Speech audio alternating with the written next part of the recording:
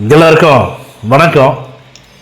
இந்த பதிவில் எதை பற்றி பார்க்க போகிறோம் அப்படின்னா, அதாவது மக்களே, நான் ஏற்கனவே சொல்லியிருக்கேன், மக்களை திசை திருப்புற வழியில் திமுக ஆளுங்கட்சி என்னென்ன பண்ணணுமோ எல்லாத்தையும் பண்ணிட்டு இருக்கிறாங்க.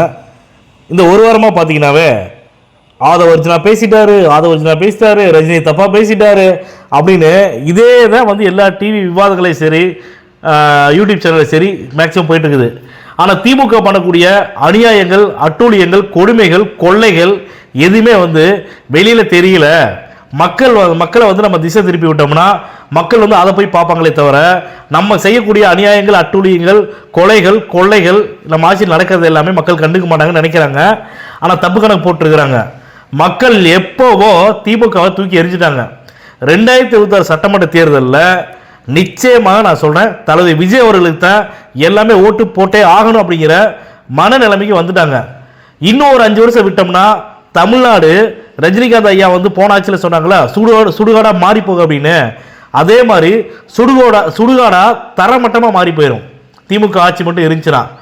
அப்புறம் ரஜினி ரசிகர்கள் வந்து இப்போ என்ன பேசுகிறாங்கன்னா, ஆதவர்ஜனா வந்து அவங்களுடைய கட்சி மேடையில் வந்து மன்னிப்பு கேட்டால் பத்தாது, எங்கள் ரஜினிகாந்த் சார்கிட்ட அவர் வீட்டில் போய் மன்னிப்பு கேட்டு வரணும், இல்லைன்னா 234 தொகுதியில் விஜய் அவர்கள் வந்து போட்டியிடக்கூடிய எல்லா தொகுதியிலும் எங்களுடைய ரஜினி ரசிகர் வந்து நிப்பாட்டுவோம் அப்படின்னு சொல்லி சொல்கிறேன். அப்படி நான் என்ன சொல்கிறேன்னு கேட்டிங்கன்னா, ஃபஸ்ட்டு உங்கள் ரஜினிகாந்த் அவர்களை அரசியல் கட்சி ஆரம்பித்து 234 தொகுதியில் வந்து போட்டிடுறேன்னு தில்லா கெத்தா மார்த்தட்டி ஃபஸ்ட்டு சொல்ல சொல்லுங்க.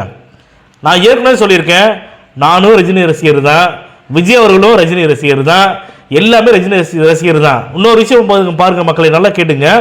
உண்மையான ரஜினிகாந்த் ரசிகர் அப்படிங்கிறவன் நிச்சயமாக வந்து ப்ரெஸ் மீட்டில் வந்து விஜய் அவர்களை தப்பாக பேச மாட்டான். உள்ள நிறைய பேர் பாருங்க, யூடியூப் சேனலில் பார்க்குறோம், நிறைய ரசிகர்கள் வந்து அசிங்கப்பட்டு, அவமானப்பட்டு, கேவலப்பட்டு, சின்ன சின்ன பசங்கள்ட்ட அசிங்கப்பட்டு, எங்கள் தலைவர் வர்றான், நாட்டை காக்க வர்றான், மக்களுக்கு நல்லது பண்ண வர்றான், தமிழ்நாட்டு மக்களை நல்லா பார்த்துக்குவான், தமிழ்நாட்டுக்கு வந்து நல்ல நல்ல திட்டங்களை கொண்டு வருவான் அப்படின்னு சொல்லிட்டு திமுக அதிமுகவுக்கு மாற்றா வந்து ரஜினிகாந்த் வந்து அரசியல் கட்சி ஆரம்பிக்க போறான்னு சொல்லிட்டு அவ்வளோ சந்தோஷமா சுத்திட்டு இருந்தாங்க. நானும் அதில் சந்தோஷப்பட்டேன். ஆனால் இன்னொரு விஷயம், ரஜினிகாந்த் மட்டும் வந்து கட்சி ஆரம்பிச்சிருந்தானா சத்தியமாக வந்து விஜய் அவர்கள் வந்து அரசியல் கட்சி ஆரம்பிச்சிருக்க மாட்டாங்க. இப்போதைக்கு தமிழ்நாட்டுக்கு ஒரு நல்ல தலைவன் தேவை, ஊழல் இல்லாத ஆட்சி பண்ணக்கூடிய ஒரு நல்ல தலைவர் தேவை, லஞ்சம் வாங்காத ஒரு தலைவர் தேவை, சட்டம் ஒழுங்கை வந்து பாதுகாக்கக்கூடிய தலைவர் தேவை, பெண்களை வந்து பாதுகாக்கக்கூடிய ஒரு தலைவர் தேவை. ரஜினி பேசுறாருல, வேங்கமாவை ஒத்தல நிக்க தில்லு இருந்தா மொத்தமா வாங்கலன்னு. திமுக என்ற திருடர் கூட்டத்தை அழிக்கணும்னா விஜய்க்கு ஓட்டு போடுங்க.